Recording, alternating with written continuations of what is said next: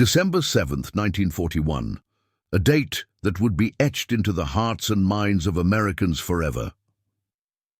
It was on this calm Sunday morning, under the bright Hawaiian sun, that the serenity of Oahu was shattered by the sound of engines roaring and bombs exploding. The Imperial Japanese Navy had launched a surprise attack on Pearl Harbor, and amidst the chaos, a young fighter pilot named George Welch became one of the first Americans to take to the skies in defense of his country. George Schwartz Welch, born George Louis Schwartz on May 10, 1918, in Wilmington, Delaware, came from a privileged background. His father was a wealthy industrialist, and George had access to the best education and resources money could provide. From an early age, he showed an interest in aviation. He enrolled at Purdue University and later transferred to the United States Army Air Corps. By 1939, he had earned his wings and was commissioned as a second lieutenant. At the time of the Pearl Harbor attack, Welch was stationed at Wheeler Field, Oahu, along with his close friend and fellow pilot, Second Lieutenant Kenneth Taylor. The two young men, both in their early 20s, had spent the night before at a dance and didn't return to their quarters until the early hours of the morning. As the sun rose on December 7th, they were still groggy, nursing hangovers from the previous night's festivities. But what was supposed to be a day of rest would soon transform into one of the most dramatic days of their lives. Just before 8 a.m., the first wave of Japanese aircraft descended upon Pearl Harbor, targeting the battleships moored along Battleship Row, as well as airfields like Hickam, Bellows, and Wheeler. Welch and Taylor, still in civilian clothes, were startled by the noise of distant explosions and the unmistakable sound of machine gun fire. As smoke billowed into the sky and sirens wailed in the distance, they immediately understood what was happening. The United States was under attack. Rather than seeking shelter, the two men rushed to action. Welch quickly called the ground crew at Halaiwa Field, a remote auxiliary airstrip where several P-40 Warhawk fighters had been relocated for dispersal training. He ordered the planes to be fueled and armed. With no time to change into uniforms, the two pilots jumped into their cars and sped down the coastal highway, pushing their vehicles to the limit in a desperate race to reach the airfield. Arriving at Halaiwa, Welch and Taylor found their aircraft ready. The P-40B Warhawk, while not the most advanced fighter in the world, was fast, durable, and well-armed with 50 caliber machine guns. Without hesitation, the pilots climbed into the cockpits. There was no time for detailed pre-flight checks. Within minutes, they were airborne. The skies above Oahu were a tangle of chaos. Japanese Zeros, dive bombers, and torpedo planes swarmed the air, systematically attacking American positions. As Welch and Taylor gained altitude, they encountered enemy aircraft and engaged them in dogfights. Despite being vastly outnumbered and facing pilots with more combat experience, Welch displayed a remarkable blend of bravery and skill. In his first sortie, Welch shot down at least one enemy aircraft. After landing to rearm and refuel, he took off again for a second engagement. All told, Welch was officially credited with 4 aerial victories that day, making him one of the first American aces of World War II. His quick thinking, aggressive flying, and utter disregard for his own safety earned him widespread acclaim. But George Welch was more than just a skilled fighter pilot. He was a symbol. In the midst of one of the darkest days in American history, his actions, along with those of Taylor, offered a glimmer of hope. They showed that even in the face of overwhelming odds and surprise, courage and resolve could prevail. The story of George Welch's heroics spread quickly through military channels and into the public consciousness. For his actions on December 7, Welch was nominated for the Medal of Honor, though he ultimately received the Distinguished Service Cross. There were debates at the highest levels about whether Welch and Taylor's actions merited the nation's highest military decoration. General Henry Hap Arnold, chief of the Army Air Corps, reportedly blocked the recommendation. arguing that they had taken off without proper orders. Regardless, to the American public, they were heroes. In the days that followed, the gravity of the attack settled into the American psyche. Over 2,400 Americans were killed, and much of the Pacific Fleet lay in ruins. The nation was plunged into war, and the role of air power would take on newfound significance. For George Welch, Pearl Harbor was just the beginning. He would go on to serve with distinction throughout the war, and his involvement with the development of aviation would continue well beyond the conflict's end. Yet it was that one morning in Hawaii that would forever define him, a moment when, against all odds, he rose to defend his country in its hour of greatest need. In the years that followed, historians and journalists would analyze the attack on Pearl Harbor from every angle, strategic, political, and military. But through it all, the stories of individual heroism remained central to the narrative. And among those stories, the name George Welch continued to shine brightly, a testament to the courage of a young man who answered the call to defend his homeland, not out of duty, but from a deep and unwavering sense of purpose. As the world changed and the Second World War dragged on into its most brutal chapters, Welch's reputation as a fearless pilot grew. He continued to fly combat missions, this time in the South Pacific, where the war raged with a ferocity unmatched in modern history. But his legacy was forever tied to that first battle, when he scrambled, almost unarmed and unprepared, to meet an enemy that had taken the nation by surprise. Pearl Harbor marked a turning point, not only in global history, but in Welch's life. From that day forward, he was no longer just a young officer with a promising future. He was a combat veteran, a national symbol, and a man who had looked death in the face and fired back. The days following the attack on Pearl Harbor were a blur of chaos, mobilization, and mourning. The base that once represented the Pacific stronghold of the United States was now a smoldering ruin. Battleships had been capsized, aircraft destroyed on the ground, and thousands of servicemen lost to the surprise assault. For George Welch, however, there was no time for grief. The war had begun in earnest, and America would soon need every capable pilot in the skies. Welch and Taylor's actions had already become legendary among their fellow aviators. Officers, mechanics, and ground personnel hailed the two as heroes, not simply because they had shot down enemy aircraft, but because they had reacted with incredible instinct. When others hesitated, they moved. When others were unsure, they acted. This initiative would mark Welch's approach for the rest of his wartime service. Despite the attention and praise, Welch remained grounded in his sense of duty. He was no longer a junior officer chasing hours in the cockpit.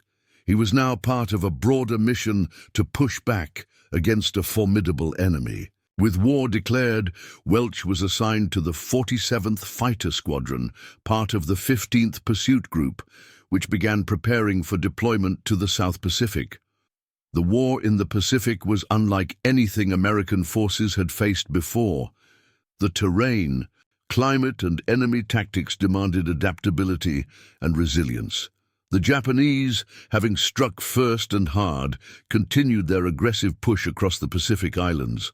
The U.S. military began a slow and determined counteroffensive, known as island hopping, aiming to recapture territory and bring the fight closer to Japan's mainland. Welch's squadron was eventually transferred to the New Guinea Theater, one of the most hostile and strategically vital areas in the Pacific War. Conditions were brutal: oppressive heat, tropical diseases, scarce supplies, and relentless enemy fire. But it was in these conditions that Welch again proved his mettle.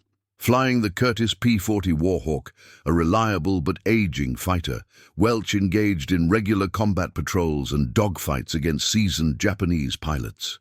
Many of the enemy aircraft he encountered were the nimble Mitsubishi A6M-0s, which outperformed the P-40 in turning radius and agility. Yet, Welch had an advantage: experience and aggression. He used high-speed diving tactics, known as boom and zoom maneuvers, to make quick, deadly passes and then escape before the more agile Zeros could respond. One of the most critical aspects of Welch's success was his ability to read the battlefield. He didn't just fly into combat, he studied it. He anticipated the enemy's behavior, predicted their movements, and exploited their weaknesses. His precision in the air earned him additional victories, and by 1943 he had accumulated a significant number of kills. Although some records have discrepancies in official tallies, Welch was recognized as an ace and remained one of the top performers in the region. Beyond his skill in aerial combat, Welch became known for his camaraderie with fellow pilots. He was respected not just as a fighter, but as a leader. While never the loudest or most authoritative, he led by example, and others followed.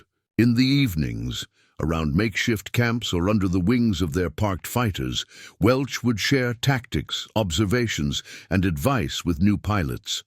To many, he became a mentor. But the war was also taking its toll. Welch, like many combat pilots, endured the psychological strain of near constant danger. Each mission could be his last. He lost friends and fellow airmen with frightening regularity. Crashes, mechanical failures, and deadly ambushes were a part of daily life. Yet he continued to fly, refusing to allow fear to paralyze him. Each sortie was another chance to strike a blow for those who had fallen. As 1943 turned into 1944, Welch's reputation had reached back to the United States. His name was featured in military publications, and he had become a quiet figure of inspiration for young recruits. Still, Welch never saw himself as a celebrity. He had always preferred the solitude of the sky to the noise of the headlines. What mattered most to him was flying well, fighting smart, and coming home alive. Eventually, Welch's tour came to an end. By that time, he had completed numerous missions and earned multiple decorations, including the Distinguished Service Cross, the Distinguished Flying Cross, and several air medals. He had more than proven his courage and skill, but the military recognized that someone of his abilities could serve in another way, by helping to develop and test the next generation of fighters. In 1944, Welch was reassigned to stateside duties, including work with North American Aviation, one of the major aircraft manufacturers for the U.S. military. This transition marked a new chapter in his life, one that would prove just as daring as combat. North American Aviation was at the forefront of military aviation innovation. The company had developed the P-51 Mustang, one of the most successful and iconic fighters of World War II. Now, engineers and test pilots were exploring the future, specifically the world of jet propulsion. Welch, with his reputation and experience, was a natural fit for test piloting. He transitioned into this new role with ease. Despite the change in environment, from jungle airfields to sanitized runways, Welch remained a risk-taker. Test piloting was not for the faint of heart. Aircraft were often unproven, with unpredictable behavior and frequent failures. But Welch, with his calm demeanor and razor-sharp reflexes, proved invaluable in pushing the limits of aviation. Perhaps the most controversial moment in this phase of his life came in 1947, with the testing of the XP-86 Sabre, the jet aircraft that would become the famous F-86 Sabre. Welch was among the first to fly the prototype, and though the official record credits Chuck Yeager as the first pilot to break the sound barrier in the Bell X-1, some believe Welch may have done so first, unofficially and without instrumentation confirmation, during a dive in the XP-86. The claim remains disputed, but it speaks volumes of Welch's continued place on the edge of aviation's frontier. While no longer facing enemy fire, Welch was still dancing with danger, Test flights could end in disaster in the blink of an eye, but to Welch, flying was a way of life, one that required courage no matter the setting. Whether over Pearl Harbor, the jungles of New Guinea, or the deserts of California, he flew with the same purpose and intensity. Tragically, Welch's journey would not have the long and peaceful retirement many had hoped for him. On October 12, 1954, while testing a prototype F-100 Super Sabre for North American Aviation, he encountered severe control issues during a dive. The aircraft disintegrated mid-air, killing Welch instantly. He was just 36 years old. His death shocked those who knew him. Fellow pilots, engineers, and military officials mourned the loss of a man who had not only been a hero of Pearl Harbor, but also a pioneer in the post-war age of aviation. He had survived the fiercest air battles of World War II, only to be lost in the silent skies of peacetime testing. Still, his legacy endured. George Welch represented more than just bravery. He was a bridge between eras. He had fought with the tools of one generation and tested the possibilities of the next. His life told the story of American aviation, from propeller-driven dogfights to the supersonic age. Welch was buried with honors, and over time, his story became part of the larger narrative of American heroism in World War II. Though overshadowed by other names in the history books, those who know aviation history understand the mark he left. The attack on Pearl Harbor changed the world. For many, it was the beginning of a long, hard journey through war. For George Welch, it was the moment that transformed a promising young pilot into a symbol of defiance and determination. He didn't wait for orders. He didn't hesitate. He simply got in his plane and fought. As America surged deeper into the war effort, George Welch continued to serve as both a warrior and a witness to the rapid evolution of aerial warfare. By the middle of 1944, Welch had transitioned from frontline combat to a role that was no less perilous, testing cutting-edge aircraft that would define the future of air combat. While many of his peers either remained in combat roles or took on training assignments, Welch's aptitude placed him at the very forefront of aviation experimentation, where one mistake could be as deadly as any enemy bullet. At the time, the world stood on the edge of an entirely new technological age. The jet engine, which had been under development in Germany and Britain before the war, was now at the center of an intense effort in the United States to develop faster, higher-performing aircraft. The propeller, which had powered every military plane in Welch's experience thus far, was becoming obsolete. The military sought aircraft that could climb faster, fly farther, and engage enemies at unprecedented altitudes and speeds. And they needed pilots who not only had the skill to handle these machines, but also the nerves and judgment to survive them. Welch fit this mold perfectly. After returning stateside, Welch was offered a position as a test pilot with North American Aviation, the very company that had built the legendary P-51 Mustang. At the time, North American was developing the XP-86, a sleek, swept-wing jet that would later become the F-86 Sabre, an aircraft that would define American air superiority. In the Korean War, Welch quickly became the lead test pilot for the program. Though no longer in combat, every day he flew was a gamble. Early jets were notoriously unstable, with experimental control systems, unpredictable aerodynamics, and engines prone to flameouts or catastrophic failure. Yet Welch relished the challenge. His experience in life-or-death situations gave him an instinctive feel for danger. He understood how to push an aircraft to the brink and how to pull it back just before disaster struck. Engineers learned to trust his observations. If Welch said something felt wrong, they listened. He wasn't just flying airplanes, he was helping shape their very design through each test. During one of the XP-86's trial runs in 1947, Welch allegedly achieved what would become one of the most debated feats in aviation history, breaking the sound barrier. Officially, that record was awarded to Chuck Yeager, who on October 14, 1947, piloted the Bell X-1 past Mach 1 in a highly instrumented and documented flight. But several reports, some from North American personnel, claimed that Welch had gone supersonic in a steep dive days earlier. Without proper instrumentation, and outside the structured oversight of the Air Force's experimental program, the feat could not be officially confirmed. Welch, known for his humility, did not publicly campaign for recognition. To him, the joy of flying faster than the speed of sound, even unofficially, was enough. His quiet confidence spoke volumes. While Yeager's flight became immortalized, those within North American aviation knew that Welch had walked close to the edge first. The F-86 Sabre, which Welch had helped refine, would go on to become one of the most successful American jet fighters of all time.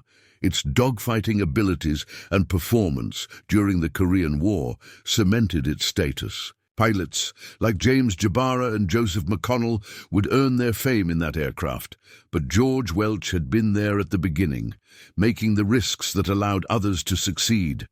Even as jet technology matured, Welch remained on the cutting edge. He was instrumental in testing the next generation of fighters, including the F-100 Super Sabre, the first U.S. Air Force jet capable of sustained supersonic flight in level flight. The Super Sabre was faster, more powerful, and more temperamental than anything that had come before it. To test it required not just piloting skill, but deep mechanical understanding and nerves of steel. Welch spent countless hours analyzing flight data, suggesting modifications, and pushing the aircraft through dangerous flight envelopes. The Super Sabre was a symbol of a new era of air combat, and Welch was once again one of the few men trusted to tame it. However, testing such an aircraft was no routine matter. Each flight carried serious risk, especially as the program pressed toward higher speeds and lower tolerances. During these years, Welch lived a dual existence. On the one hand, he was a respected figure in military aviation circles, a consultant, a test pilot, a war hero. On the other hand, he remained something of a mystery to the public. He rarely sought media attention, avoided self-promotion, and declined opportunities to exploit his fame. Unlike many decorated veterans who returned to civilian life with tales to tell and medals to show, Welch let his flight records and his colleagues speak for him. Privately, those who knew Welch described him as introspective but not reclusive, passionate about flight but modest in demeanor. He had a dry sense of humor and could be charismatic when he chose to be, yet there was always a sense that he carried the war with him, not as a burden, but as a permanent part of who he had become. One of the few times Welch reflected publicly on Pearl Harbor was in a military interview years later, where he described his rush to the airfield and his first aerial kill. He spoke matter-of-factly, as if recounting a standard mission. There was no embellishment, no bravado, just the calm retelling of a man who had lived through history and viewed it as his duty.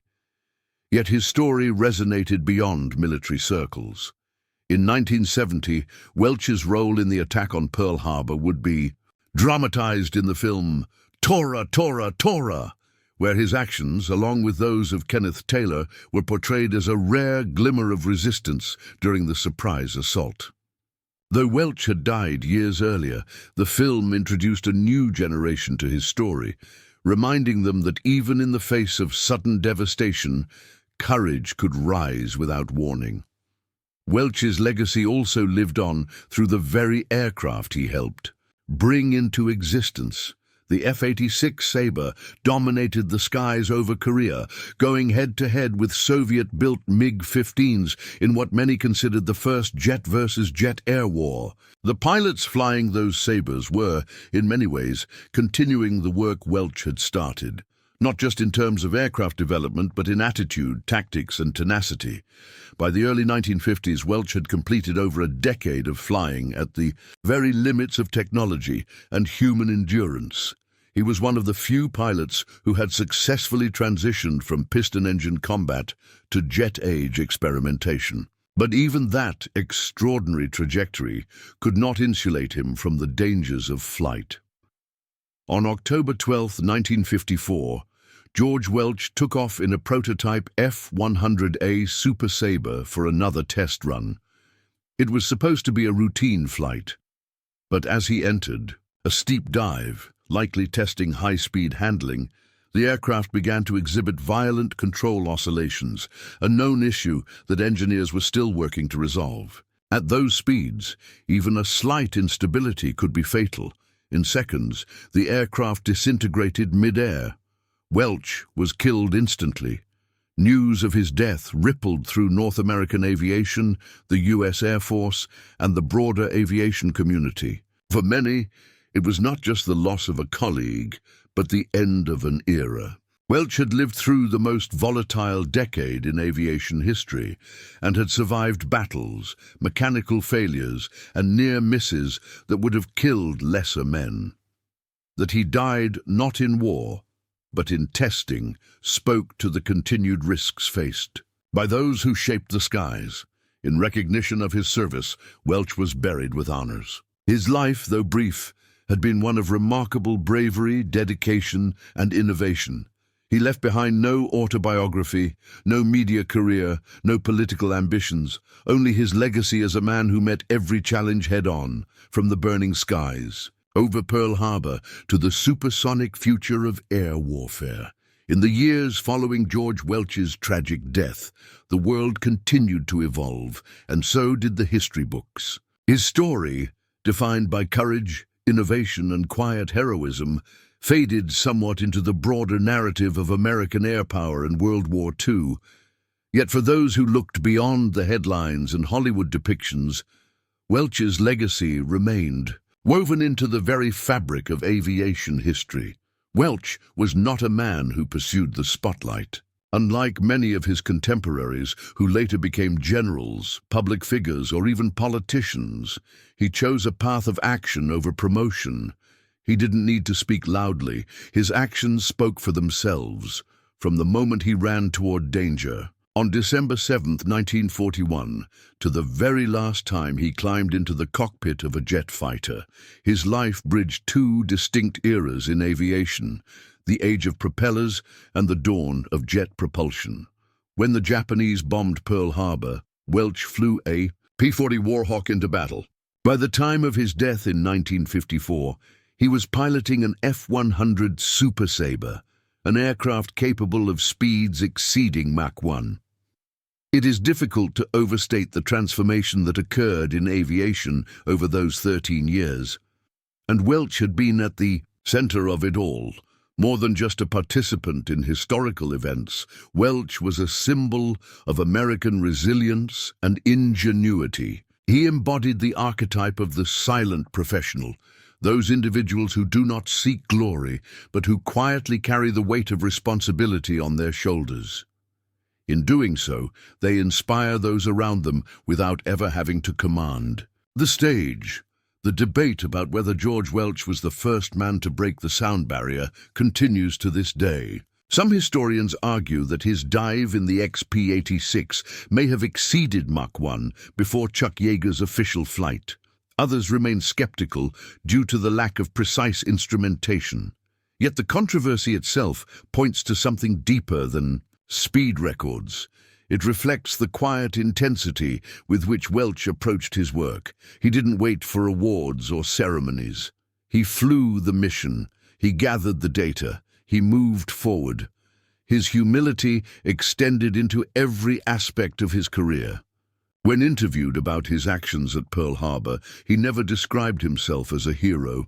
Instead, he downplayed the chaos, focusing more on the technical aspects of the flight or the performance of the aircraft. That detachment wasn't arrogance. It was the mindset of a man who had witnessed horror firsthand and chosen to serve with clarity. not emotion. In the U.S. Air Force community, Welch's story became the stuff of legend. He was studied by pilots in training, discussed in engineering briefings, and remembered in reunions and commemorations. His courage at Pearl Harbor became a core part of the heritage shared among fighter squadrons, one of those examples held up to remind young aviators of what it meant to act with honor under fire. One of the lesser-known aspects of Welch's legacy was the effect he had on aircraft development. His relationship with North American aviation was more than just that of a pilot testing machines. He became a trusted voice among engineers and designers. The tweaks and changes he recommended, based on real-world experience and instinct, often resulted in significant improvements in safety and performance. The F-86 Sabre, in particular, bears the marks of Welch's influence, from controlled surface feedback to high-speed stability refinements. Today, in aviation museums and military installations across the United States, one might find mentions of Welch on plaques, in old photographs, or in the quiet reverence of those who know the names that history almost forgot. His Distinguished Service Cross, awarded for his actions on December 7th, still bears testimony to one of the bravest responses to a surprise attack in U.S. history. But medals only tell part of the story. The true measure of George Welch's impact lies not in decorations, but in the lives he touched. Pilots who followed his path, engineers who trusted his judgment, and a nation that found in his actions a reason to believe that honor and valor could still rise even in the darkest hour. It's also worth noting the friendship he shared with fellow pilot Kenneth Taylor. The two young men, both stationed at Wheeler Field, scrambled into the air on the morning of the attack without orders, without certainty, and without any guarantee of survival. Their friendship would become part of the enduring mythos of Pearl Harbor. Two friends, two warriors, two heroes. Their bond exemplified the kind of brotherhood that defines those who serve together in moments of crisis. As America healed from the shock of Pearl Harbor and turned its industrial might toward war production, Welch's story served as a beacon. It reminded Americans that individual courage could shape events, that the actions of one person or two could challenge fate itself. That reminder was more than symbolic.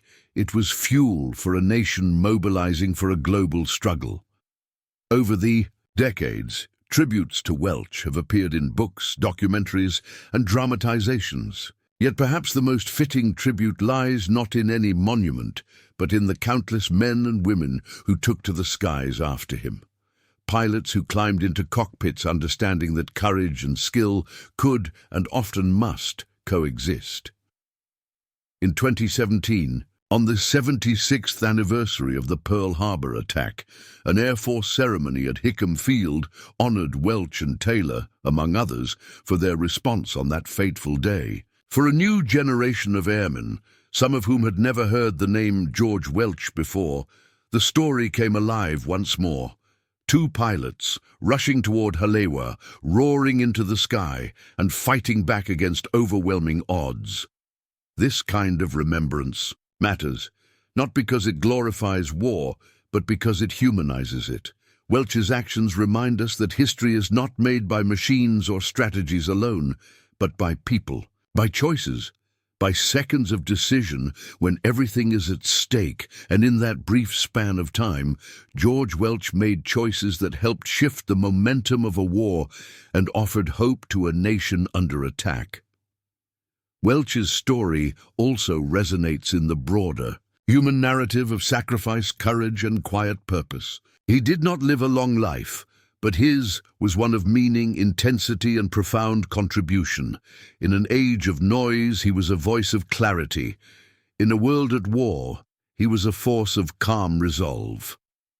As the final jets of the F-100 series were retired, and newer generations of supersonic aircraft took over, few could trace their lineage back to a single man.